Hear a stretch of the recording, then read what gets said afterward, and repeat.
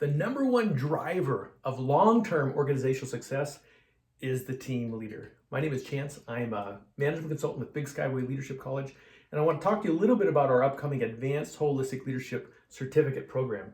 And when I talk about leadership, there's lots of different frameworks and a lot of different applications to leadership. I'm referring to team leadership. So whether you're a CEO or a frontline supervisor, your ability and skill to lead a team of people is where I'm coming from.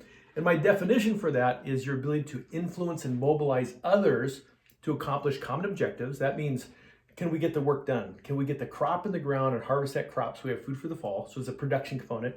And the other part of it is that making others better as a result of your presence and making sure that lasts in your absence. So there's this human quality to it. So there's a yin-yang. Are we getting the work done, and are we growing and working together as a team? So two parts to it. I want to share with you the common problems that I see and hear about in our consultation and our work with clients that relate to team leadership. One of the problems is technical versus leadership skill. Two different skills. Just because I'm a great technician, I'm a great auditor, I'm a great actuarial, I'm a great attorney, I'm a great welder, doesn't mean I'm going to be a great team leader. Two very different skills. And we see this a lot. You're a great welder, let's give you a team of 6, right? Two very different skills. So I see that problem come up a lot. Two, reference.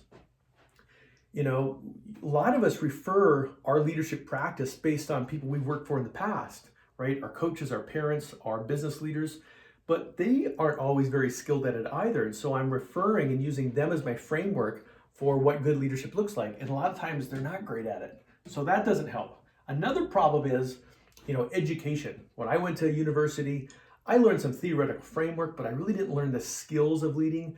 And so to supplement that, we read books. But there's so many books on leadership. One book tells me to be a servant, be a kind person. Another book tells me to drive results and drive performance. Another book says, express humility. Another book says, be charismatic.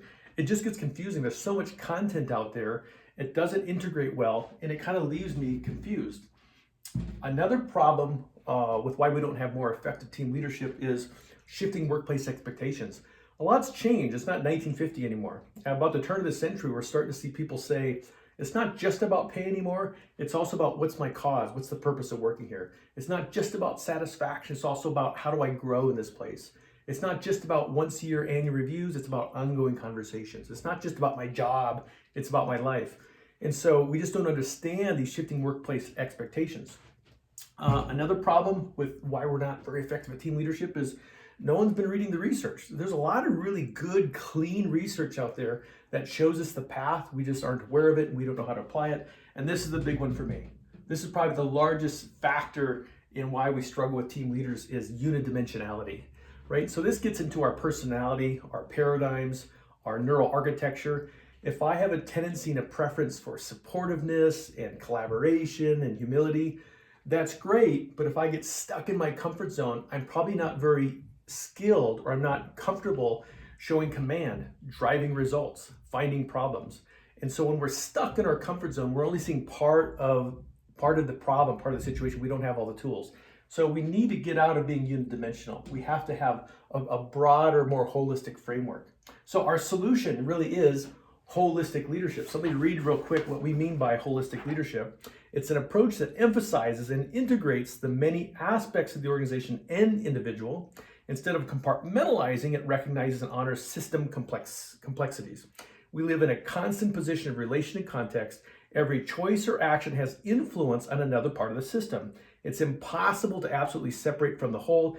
Holistic leadership asks us to keep perspective of the system, gain self and social awareness, manage the situation whilst honoring and anchoring to your starting point.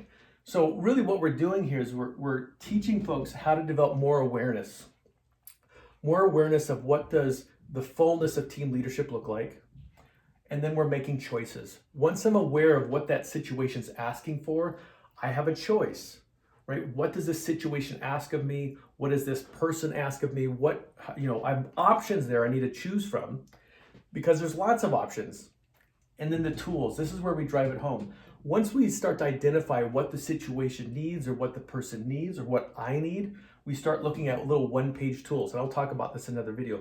For example, if I'm recognizing that in our team, we don't have enough stability, there's not enough reliability, right? There's a little bit too much chaos. We start to look at tools like meetings, meeting scripts.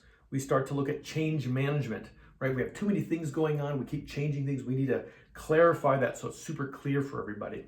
If, for example, we see the situation needs more results, we're just not getting the bottom line, we're not getting done what needs to get done, we start looking at one-on-one performance scripts. How do we talk about what performance looks like, what success looks like? Or at the business level, we start looking at KPIs, right? What is the financially, what do we need to achieve? Or operationally, we start looking at metrics so we know what success looks like, and that gets us towards results. The point is, we can start to step back, have awareness, choose where we need to be, and identify tools that are going to actually help us get there. The point to this holistic leadership is it's not me stuck in my own comfort zone doing the same thing that I've done before. I'm not being challenged by being stuck in my technical skills. I'm not referring to what my previous bosses did. I'm for the first time looking at a body of research that has holism to it. I'm aware of that, I'm making choices, and I'm using tools to help me be more effective and be a more effective leader. Okay, there's some more videos to come, but this gives you a little framework of where we're starting at in that philosophical side of what we mean by holistic leadership.